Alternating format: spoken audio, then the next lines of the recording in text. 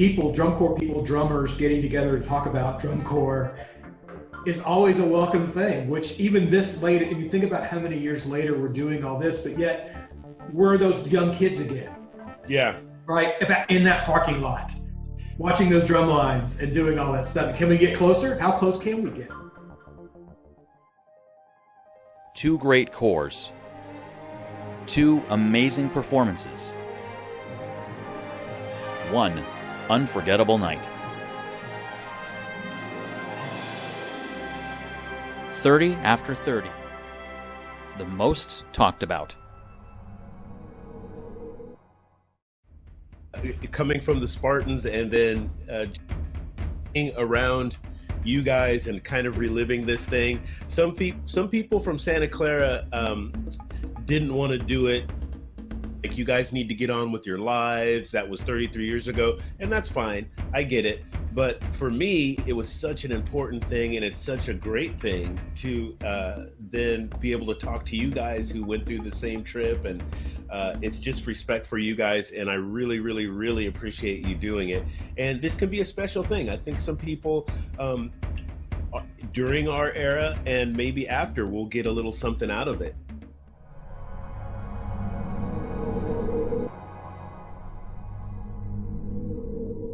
I think all of us probably have that story of when you went up to that drummer in that fill in the blank and they let you hold their stick and hit their drum or to carry their drum or whatever it was. It's at that time, it is life-changing to you. The commonality that all of us have, from what I'm gathering, what I'm hearing, is that all of us started from humble drum corps beginnings and then moved to the top. All of us, I think, paid some dues at a lower level.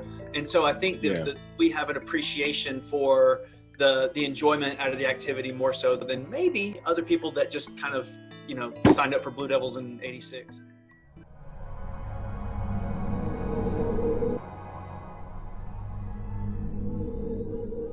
I was gonna say you brought up the '83 Toledo Key to the Sea. Yep. When we borrowed you guys' drum, Spirit of Atlanta's drum. Yeah, exactly. George Hopkins used to write. He was the percussion arranger for Garfield in '80s, '81, '82, exactly. Yeah, wow. He wrote Rocky Point. Actually, the chart in '83 was his chart. But when he ordered new quads, they ordered new Slingerland quads. The quads came. So normally the order is 1, 2, 3, right, left, right, left. They played left, right, right, left. The drums came 1, 2, 3, 4. Oh wow! So when we borrowed your drums that day, you had to switch. Tenors had to switch. The drums were just in a different order. It was a different hearing. What did you guys do? We had to go with it because we were the only corps at the time playing. Actually, it was the wrong order, and George didn't know that they were in the wrong order. He just wrote the parts for that setup. Wow! So it was hard. Yeah, I imagine really hard.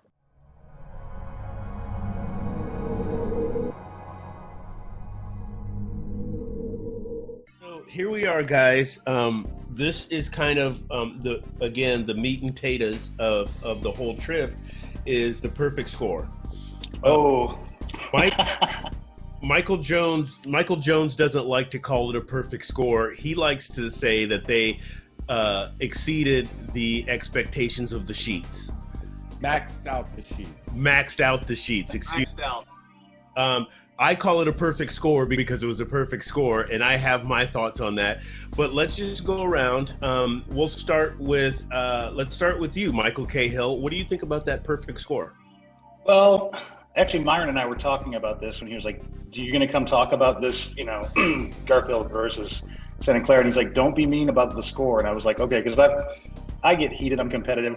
The thing that bugged me about it was not cadets, it was the way the sheets shifted starting in '86 when they took demand off.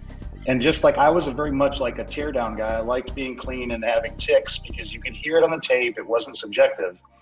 But you knew, actually, I remember Nick Arias gave you guys a perfect score in field in Iowa like a week before finals. And Myron and I were like, he's going to do it at Nats. We were always like conspiratorial about what's going on in the state of the activity. And I was like, he was setting it up a week before Nats, so that it would be possible. He's showing that this is possible. I remember that show. specifically Iowa, Garfield. Yeah, and my only beef with, I mean, because my take on cadets, I was always in love with like the mellophones. The mid section on that core was phenomenal. The pit was phenomenal. The battery got better over time. Like, and back then you're like, they're dirty. Now I look at it and I'm like, the demand they have in terms of ensemble and making attacks and lining stuff up is stupid. Like the rest of us are doing elevator drill, and they're doing, especially like when they got into West Side and then Jeremiah, it was crazy. It was like, I can't believe they're doing this ensemble. But when you're in a line, you're like, man, they're not totally clean, blah, blah, blah. That year I couldn't really fault it because the battery was strong, except in St. Louis at DCI Midwest, there was a huge thunderstorm. And I remember smelling the ozone and telling the guys in the snare line, like, we're not going to play tonight. And they're like, it'll just blow over. I was like, I'm from the Midwest, buddy. This is going to stay in park. And we ended up in an underpass with cadets, like under the highway, just watching this torrential rainstorm strike the arch, the electricity. But that's where I heard the snare tuning, and they were so taped out that it was like almost, they weren't cardboard boxes, but they were heading that direction. And it just made me mad. I was like, okay, I get it. You know, in terms of exposure, they're going to do well with that. But as a snare drummer, I was like, take the tape off, blah, blah, blah.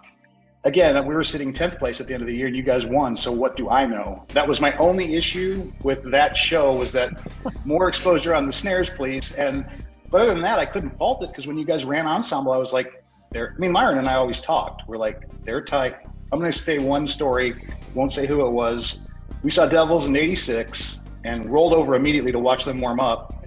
And another snare didn't come with us and came back later and was like, did you see him? And I was like, oh, yeah. Are they good? I'm like, oh, they're going to mop the floor with us. And '86 Devils were phenomenal. And we talked, Myron and I, about why would you not want to see it? Like, why would you avert your eyes to what's really good?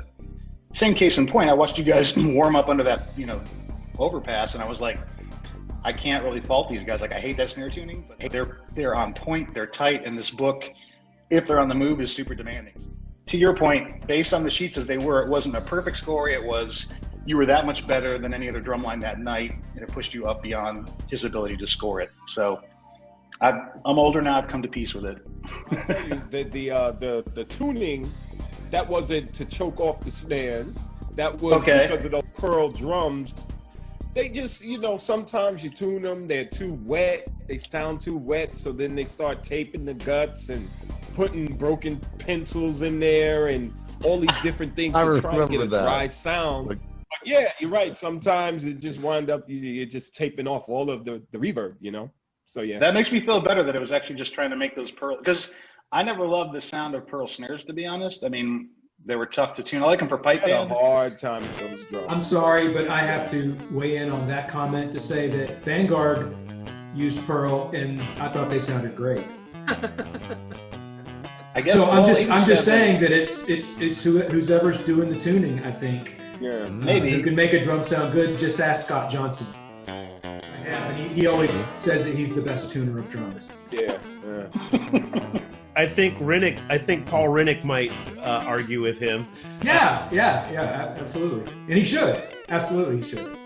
Scotty, what do you think about the perfect score? Well, I have to kind of be careful here not to throw rocks in glass houses, because Vanguard won drums in '91, having a beginning of a show that completely fell apart. But we didn't win drums finals night. We won drums a couple of weeks going into it. We won drums 3 and 4 and 2 and 1 week before finals. That's where you win drums back in those days anyway. And Garfield won drums in Iowa. They won drums the night in Iowa. That Iowa performance, in my opinion, I thought the Iowa performance, it stood out to me to this day.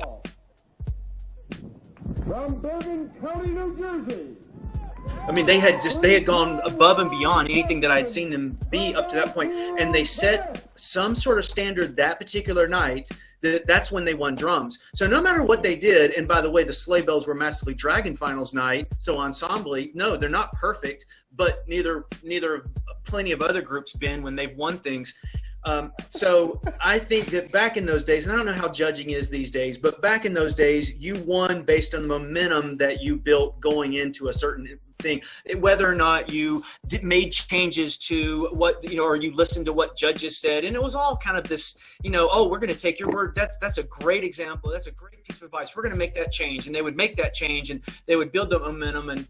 And Garfield won drums, not based in my opinion, not based on their performance of finals night. It was based on how they had been doing prior to that, especially that Iowa night. That Iowa was incredible. We had a very bad accident on the way to the show. We were kind of up. We were up that night, just emotionally. The staff sent us to the show. We wound up warming up ourselves, and I remember that show was a very, very emotional and great show. It's interesting though how something like horrific like that can put.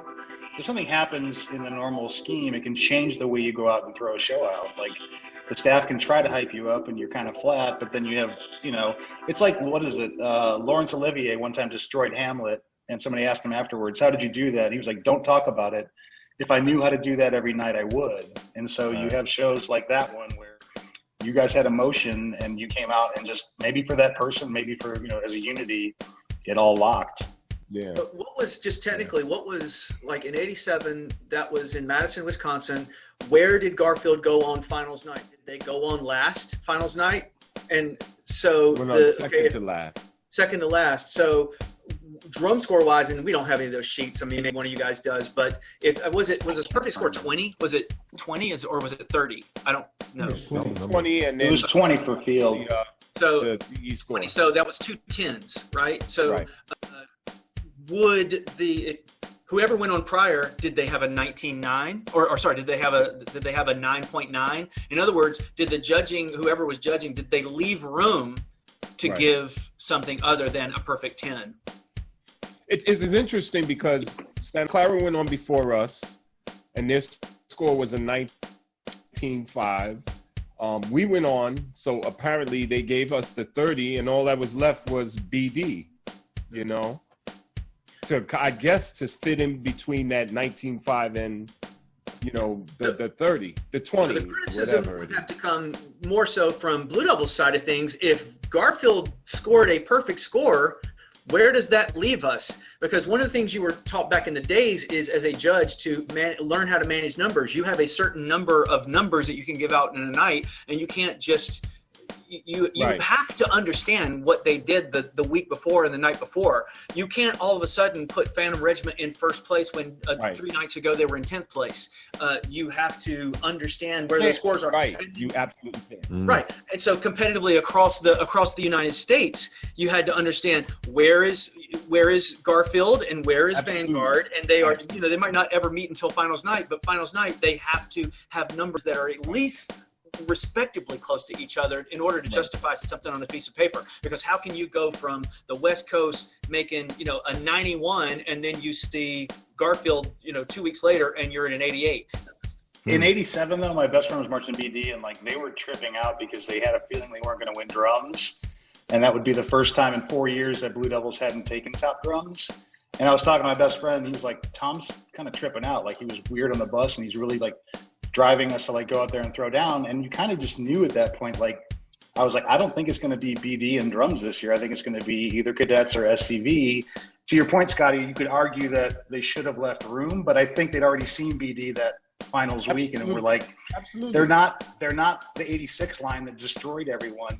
They're really good, but they're not going to come past these 2 lines, I don't think. I don't remember. Not to mention, and this is a point James makes too, which I didn't agree with at first, but the sheets had changed, and then marching percussion was changing, and I think as a community, the drum community decided, hey, this is what's happening. This is kind of when we see this thing going. But at the end of the day, and I still think that's why the gap was there, you have to go out and play that show. You still, we're drummers, and it comes down to who plays clean on that night. So you still had to go out and play that show. Yeah, I don't think anyone would argue the placement. Even you can say the mallet should be a perfect score, but no one was like, oh, BD should have won drums. Or there's some years where you're like, maybe someone should have won drums.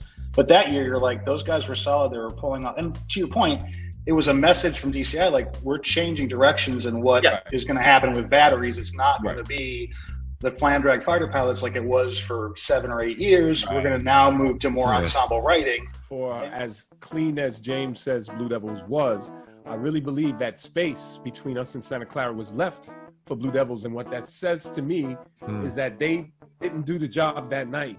Maybe they were clean, but I don't think they did a good performance that night, you know. I didn't see them, so I don't know. Blue Devils were clean at the you know, we have this show at the beginning of the year before they were clean then. I'd never seen Blue Devils play dirty that year. And they were just playing so many notes, and they were playing them so clean. Just like you guys, just like Spirit, just like us, you know, they go out and do a bad show too. Yeah, you know? Sure.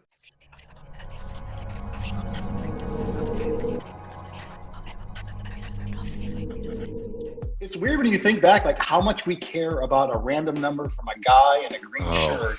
But like, I'm so care about like, now I'm better. But when I was young, I was like, just you're mad at the scores. I was looking at the scores for this thing, Garfield and us.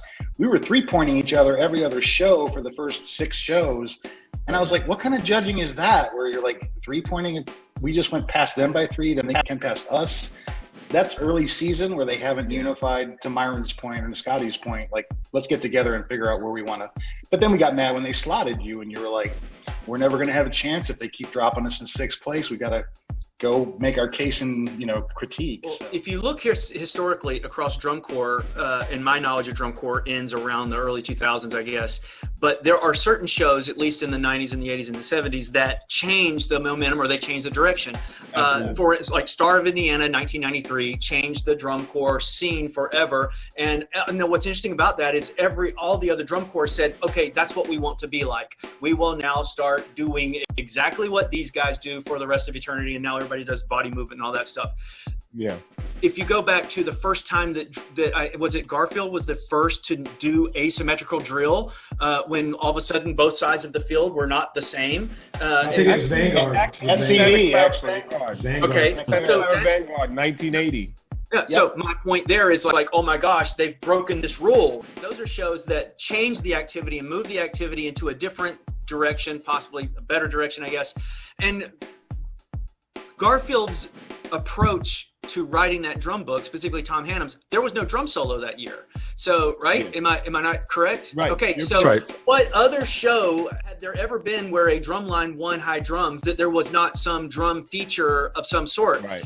What's interesting is that didn't catch on at all. That philosophy of the integrated ensemble sound, less is more, and did not catch on. Right. Even though I think that Garfield was rewarded for that, the momentum didn't happen for a long time. Well, the way that was compensated for was, you know, Battery was looked at as a voice on the orchestration. We were a voice, and there were some times where we took the lead voice.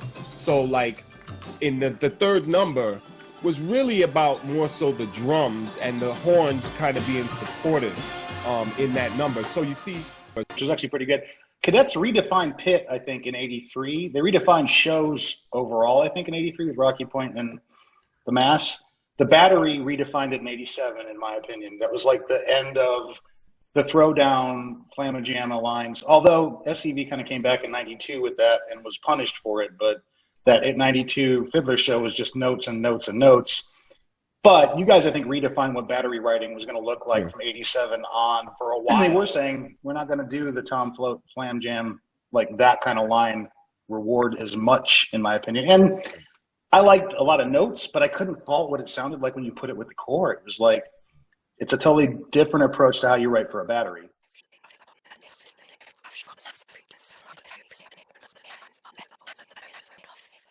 Who played where the activity was going? It was obviously the cadets. They were moving around, weird listening situations, playing crazy beats that no one was playing at the, you know, it was this ensemble thing. So definitely I feel, and I think the spread reflected, this is where the activity is going.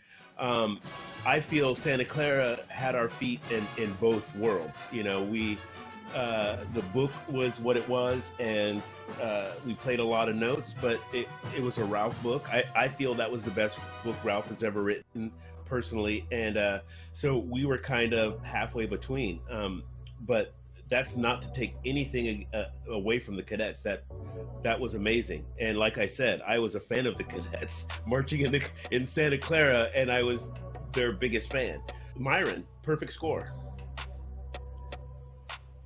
I will say, to follow up on something when Mike was talking about how he wasn't calling it the perfect score, I will say years ago when Lee Bettis was still teaching, and I came up to him at a warm-up, and I was introducing him to somebody else, and I said he was in the perfect drum line, and he stopped me, and he just said, hey, he was also the same way about it too. It's just that he really didn't want to look at it like that.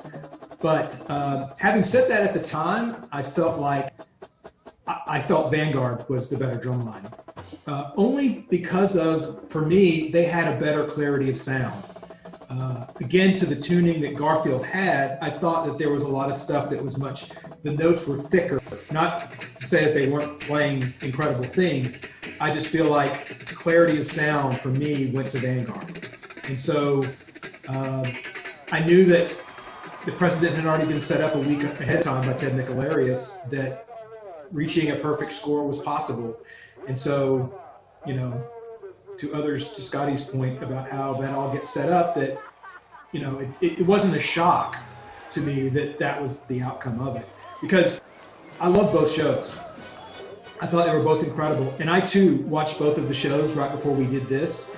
And, I've heard the music because I have CDs and MP3s and all those kind of things of it, but watching it, of course, is a different experience.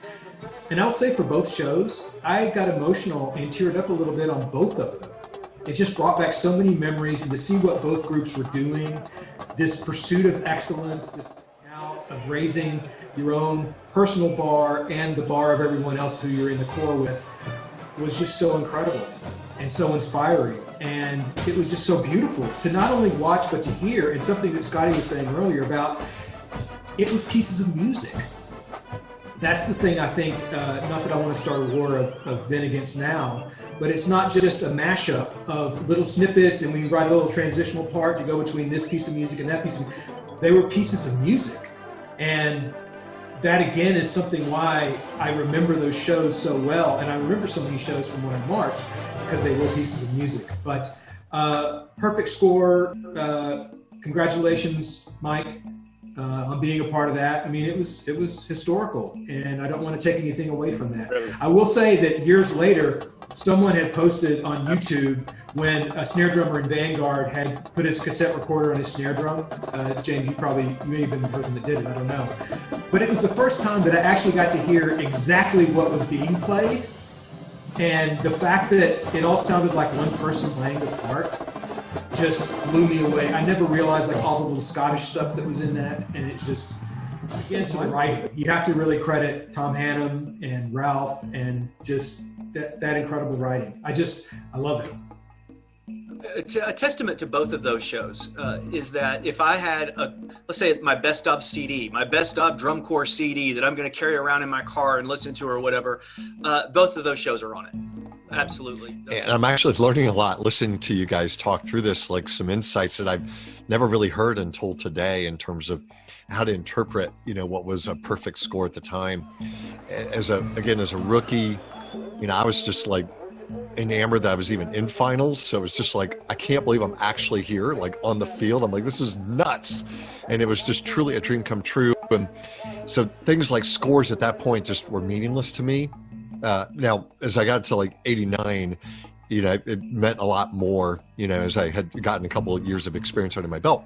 But when I think back to Garfield, that there were a couple of things that I recall about this. So you guys are saying, that complete ensemble experience was truly one of a kind to me when I think back to all the shows from that year. And, the lead up to that, as you guys have mentioned. And we used to call, and so maybe you guys referred to it the same way, but we, a couple weeks before finals, we'd call it slotting. We'd say, well, X is already slotted between 7th and 9th place. or 9th and 11th. See if that's probably a familiar term, maybe in you guys' cores as well. And so we kind of knew where we were slotted, going into last couple of weeks. I don't know all the details, but my belief is similar, where I think Garfield's destiny was carved, a couple weeks prior, I guess, with that St. Louis show that you guys had talked about. I was surprised that it was a perfect score because, of course, I was new to this, and I thought, who can actually get an actual perfect score? Like, how is that possible? But I couldn't, I saw it, and I saw the encore from the back, and I couldn't find any mistakes. So I thought, wow, I guess they really were perfect. But I remember, like, a few months, how the video would come out, the VCR tapes would come out like in November, and you're just anxiously awaiting the VCR, and then you get the high quality, it was either LP or CD at that point. And I just couldn't wait to get it. I was like, oh, I want to hear everybody. I want to hear us, and so on and so forth. And I remember when it all came in, I'm back in Gainesville there as a freshman, and I'm just combing through and watching all the shows. And I think this was 87 Garfield, where there was like a missed direction change or something at finals. I think it was Garfield in the battery. Yeah. And it was the first time I'd ever seen it. I remember watching it like in my dorm room, and I was like, wow, but they got a perfect score. And I'm like, well, how's that possible? And I just, not really understanding all the nuances of the activity at the time. I remember having this like reaction to it. I thought, well, they're not perfect either. There's no such thing as perfect. And just kind of, I was just laughing. But then, many years later, after watching Santa Clara and really getting to know that show, I was like, wow, that was a great show too. And just not having appreciation for it at the time. I found that recording that has the snare cassette recording on it for Santa Clara. Yeah. First time I've ever heard it. I heard it like 3 hours ago, and I'm like, oh my goodness, that line is clean. And 33 years later, I finally hear it today, and I'm like, man, those guys were crushing you. Amazing lines, 2 amazing cores. That was just such a great year to be a part of that. But you go many decades later, I'm like, no controversy. They had the full ensemble package. It's where the activity was headed. The judges made it super clear. They were blazing new trail, and they really set the score to set that tone. And, looking back, I get it. I definitely get it. It was really it was awesome. What's funny is you're mentioning that you were a rookie, and because of that, you were just psyched to be there. And I'm thinking back in my head, like, what are my favorite moments in 4 years of Marching Corps? And I'm like, rookie season is, it doesn't matter where you are. I was in Glassman. We ended up 23rd that year. But it's cool, Dan, that you're like, I didn't care so much about this controversy because I was just happy to be there. That's probably a better headspace to be in as a whole. It was my tape recorder that recorded that thing on the field on 87. But on the way to the field, my drum broke. I started to get freaked out. Alan had to go get a new drum. So I gave my recorder to Nate, the guy who split tenor. And he actually recorded it. So he was right between tenors and snares. So that was Nate doing it. Man, it is so tight.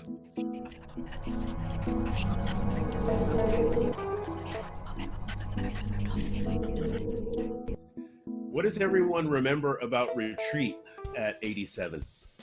And let's start with you, Myron. Wow. Retreat. It goes to Camp Randall Stadium, which I wish finals was there every year because that is a drum corps town, and that entire stadium is packed with people, and it's just incredible and amazing. And I just always, I miss now that they don't do them because I miss that corps play off to whoever the winners were, and I miss that tradition. But other than that, I don't remember anything else. Dan. I'm similar to Myron. I don't have much of a memory from Retreat. I think they're I recall, of course, it was my first time to be there, and when they would pause, the announcer would pause, the higher and higher we would get in the placings when they were announcing the scores. And I just thought that was crazy, breathtaking. But I don't remember, I imagine others might, I don't remember how the crowd responded, when, say, Santa Clara was announced, in second place. I imagine maybe there was some reaction from the crowd. So I'd love to hear how others experienced that. My stronger memory was really the encore afterwards, and after we had all left the field, and getting a chance to see, Myron, as you were saying, you know, Camp Randall was an amazing like venue for this. It was the one year I marched finals there, and it was just wall to wall people, and not one fan had left that stadium at the end. So it was still complete wall to wall people, as I remember it, when Garfield did their encore, and just it was just crazy to just see just that kind of engagement. Being in the pit, that might have been the only retreat that we would have done for the entire year, because we'd usually be packing up the truck. So we never went out and did retreat. Not maybe finals would probably be it. So I think if I had to say anything, I would probably say, why are they stacking those bass drums so high? And that's got to be terrible for that bottom head on the lowest drum. That's ridiculous. That's got to be hurting those instruments. Either that, or why am I having to stand here straight and not move for so long? I should be back at the truck drinking some pink Shalabis and eating a hot dog with no ketchup. Pink Shalabis. Living the dream there in Spirit. Was my age out year, so I remember being in the age out arc in front of Spirit, which was cool because they look at you and give you acknowledgement, but a drag because you weren't back with your boys in the battery. And in hindsight, I recently thought about this. To Scotty's point, we would stack the bass drums vertically, and then we hung a Confederate flag on it, because in 86, 87, it probably was still racist, but nobody said shit. So, sorry, they didn't say anything. So, like, now I'm like, you couldn't do that without being offensive to people. And I was like, it made me think of like, wow, it's interesting that like back then that was fine for us. And now I was like, just stack the bass drums and leave it be for now. I just remember being in the front and being like, I'm going to miss this activity so much and doing this. And there's a reason you have to age out, because you just keep doing it like a gypsy if they let you. And I do, to Dan's point, remember a shock from the crowd that wanted SCV to win for a second, and then a shriek from the Cadets fans. Because I can remember 83 in Miami, the East cries when Cadets won for the first time. And it was starting to come back because BD had won in 86. So I do remember a split second of shocked that it wasn't SCV, but then just a roar because Cadets had won it.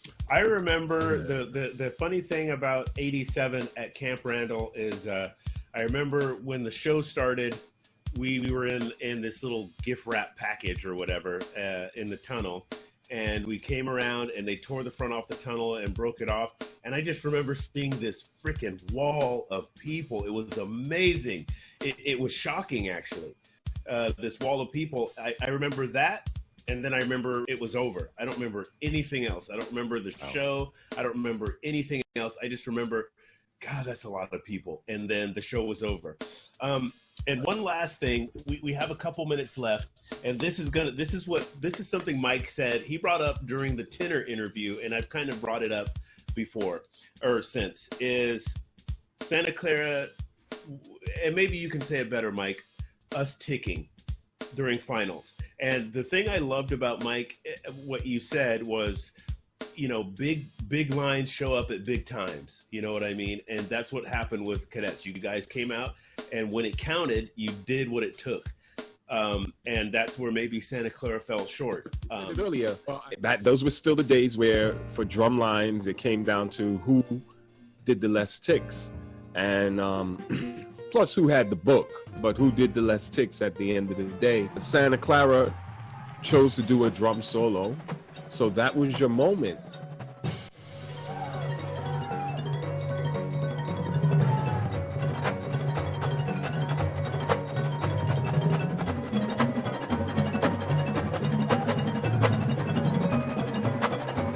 I thought that, you know, still in those days, drum lines were judged based on your drum solo.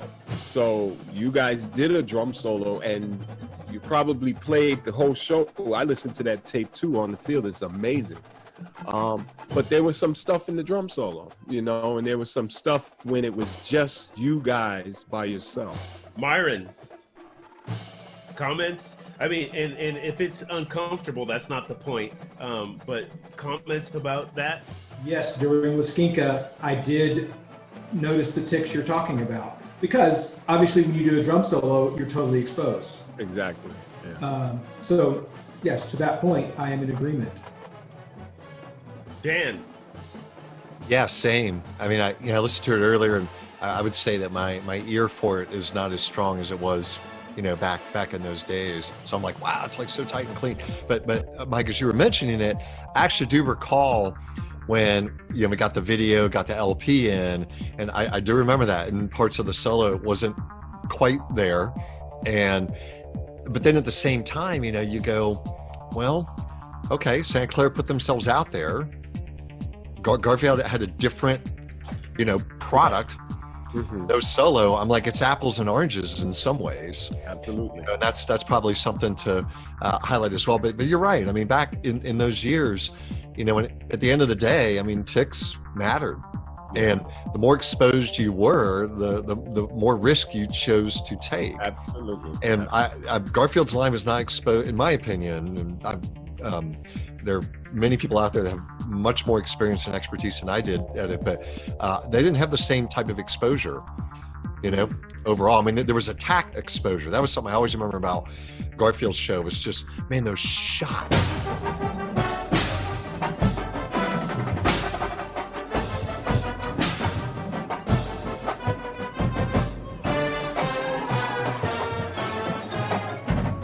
And like the timing and just, back then I don't remember if anyone like dudded, the way like everybody duds now, and now it comes through on the records and everything. And I don't remember if Garfield's dudding or not.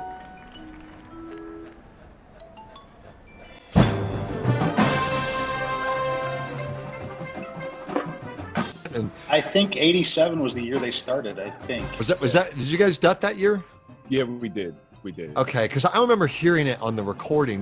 Maybe it's there somewhere. Well, and it's funny because we didn't do it to be audio. We did it for timing inside the line. So a lot of us copied did that it to try to keep. Now I hear it, and it's like part of the chart. The dutton. And a lot of us copied that later. Yeah, we did the same. In 88, we went all duts because we had exposed attacks in our show, and 89 had some similar moments to it. And we dudded loud. And I think it probably, who knows, it probably came through on the recording to some extent. But I don't remember the same from Santa Clara. I just remember them coming out and just playing. Right. And if you listen to the on-field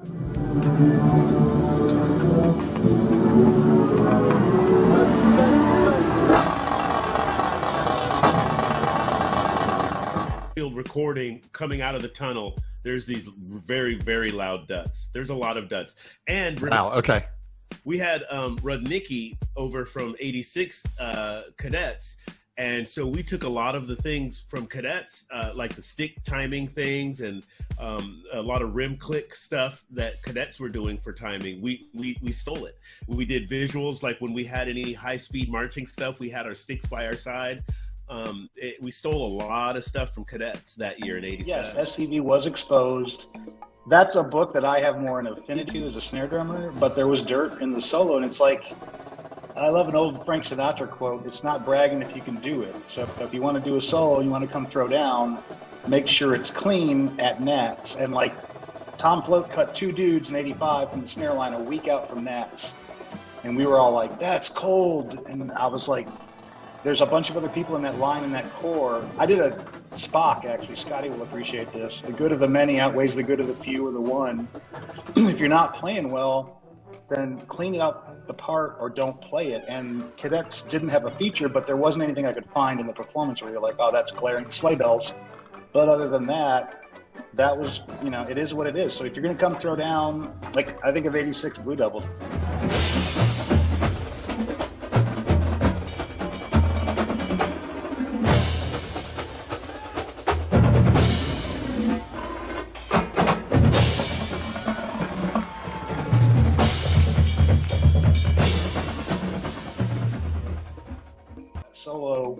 Was sick. The opener was sick with the flam drags on the Incredible. Right hand. It was clean, and you're like, they didn't know how good they were, which is why the 87 line wasn't as good. Myron and I talked about this. We're like, the 87 guys think they're good.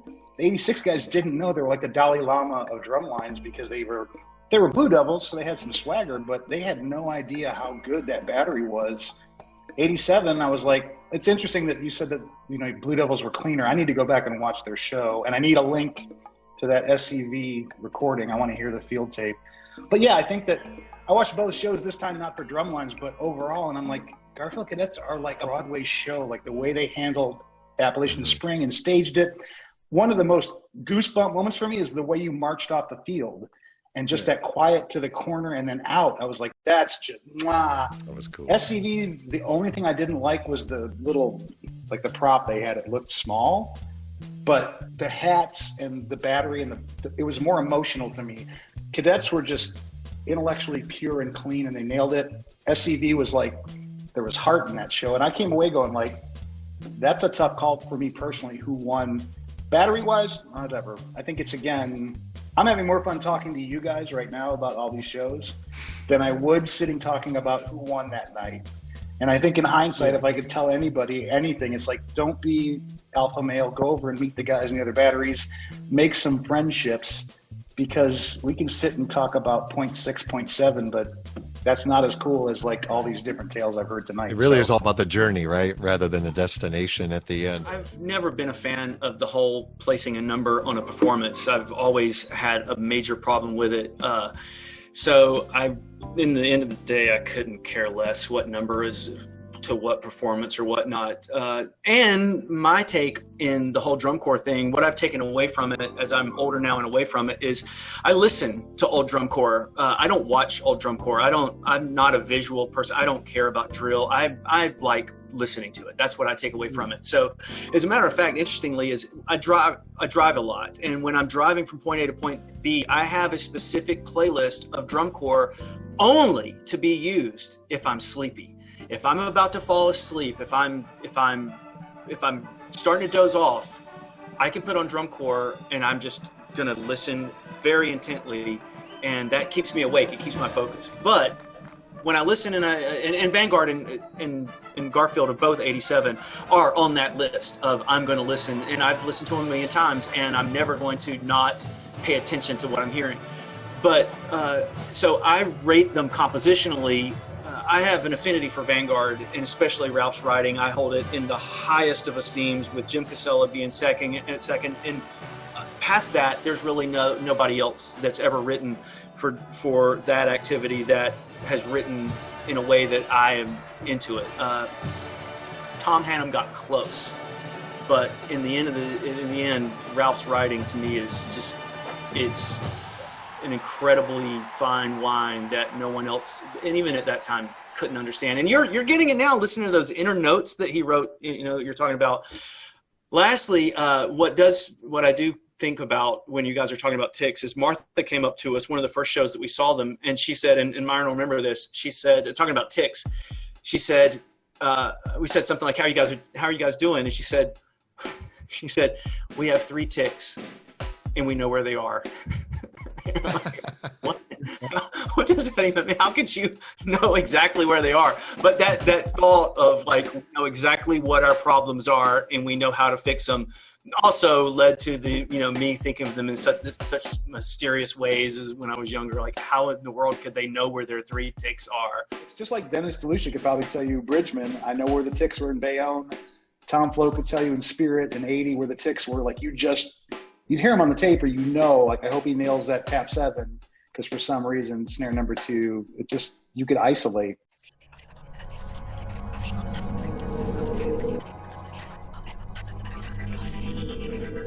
Recap? I think when your whole subject matter of Vanguard compared to Garfield of 1987 specifically, I look at those as giant years compositionally for percussion. Ralph really leading into that, and really Tom kind of coming in his own as well with what he did with West Side Story, and then the Bernstein stuff. Man, just compositionally, those are some of the best years of drum corps. That was when music was still music, and the percussion stuff was still integrated with the horn score. And what was really cool was the front ensemble and the back were fighting to start to learn how to work with each other. So it was a really cool time to see the beginning of this ensemble approach to how marching percussion became. That's what is, in my opinion, really cool about 87. 87 was the year where the design and the activity was starting to pivot in a different direction, and to actually be a part of that experience is really special when I think back on it. We were, again, part of a really innovative time in DCI, which was really, really cool. I feel fortunate that both James and Michael's paths crossed at some point, and a friendship began, and then what sprouted from that is sort of what we're doing right now. 1987, Vanguard, Garfield, just legendary, even today. Again, 33 years later, we're still talking about it, we're still analyzing it, all of those kind of things. But in the end, I think that both respective corps have so much to be proud of what you accomplished. Again, because we're still talking about it now and about how incredible it is and about revisiting those shows, revisiting that music, and still being so in love with it.